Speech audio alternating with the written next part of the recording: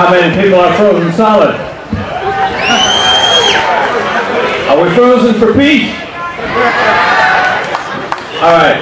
We're going to have another veteran speaker to introduce him. We're going to have a local person here who has been very important in the activities here locally. Please welcome Evelyn Baker.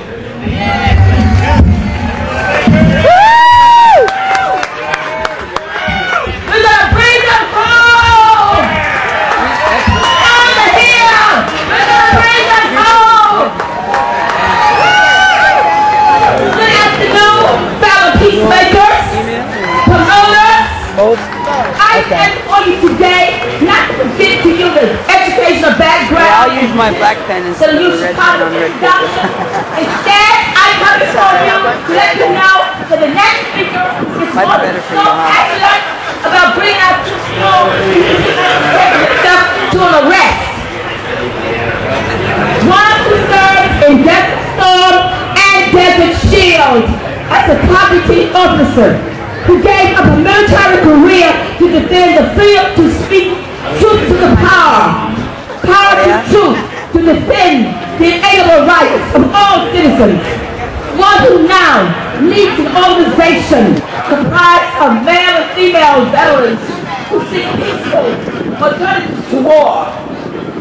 Ladies and gentlemen, boys and girls, I present to you a military individual who is courageously, habitually, excellent, enthusiastically loyal to his pursuit of bringing the troops home now. Executive Director of Veterans for Peace, your comrade, my son, I just talk about your son.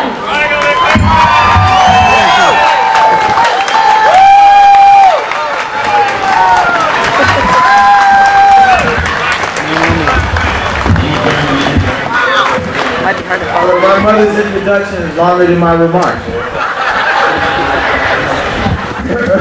Thank you. Okay.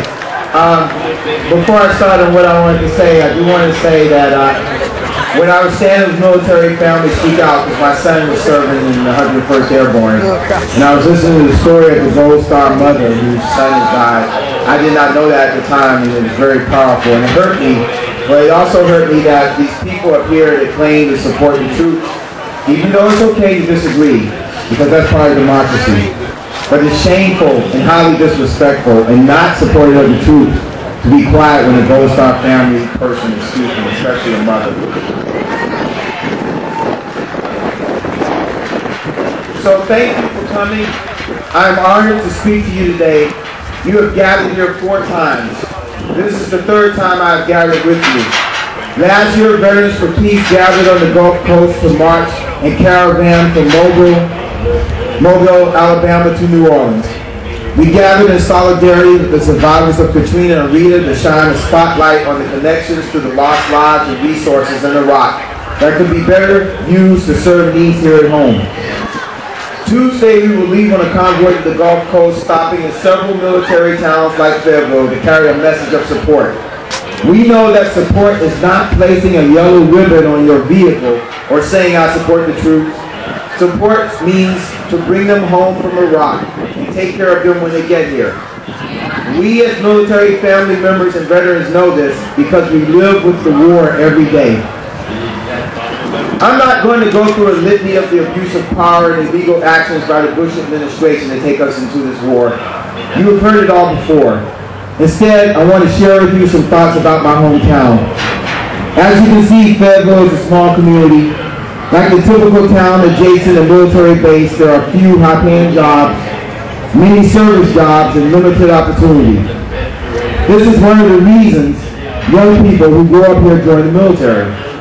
But what Fayetteville lacks in opportunity, it more than compensates by providing a certain awareness of events that affect our nation.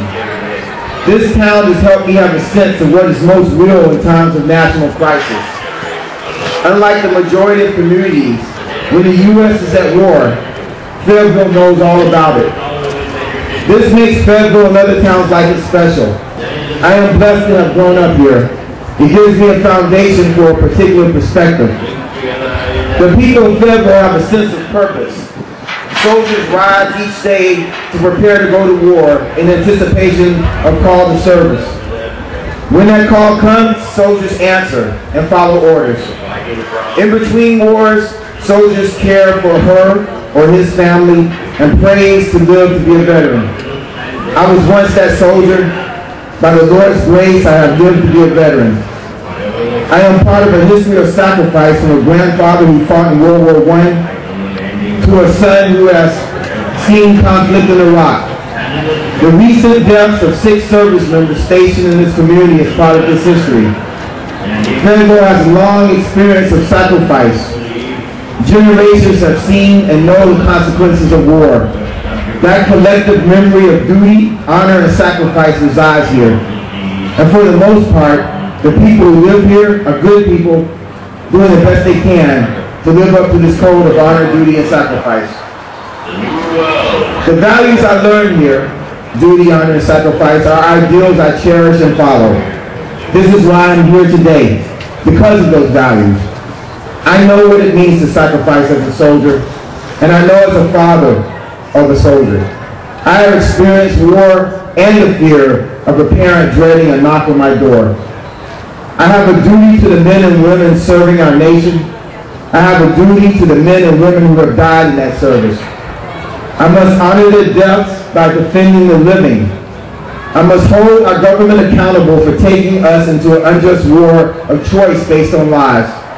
I must hold it accountable for its arrogance and incompetence. I must see to it that when our service members return, they are treated well and receive their benefits.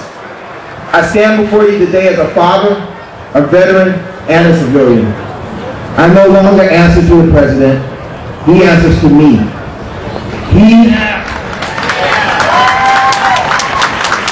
He and Congress answer to all of us. They answer to the people. We have made our wishes clear. Bring the troops home now and take care of them when they get here. This is why we gathered here today. This is why we will not go away. We will gather across the country in small numbers and in mass until this war ends. The struggle may be long, but that's all right.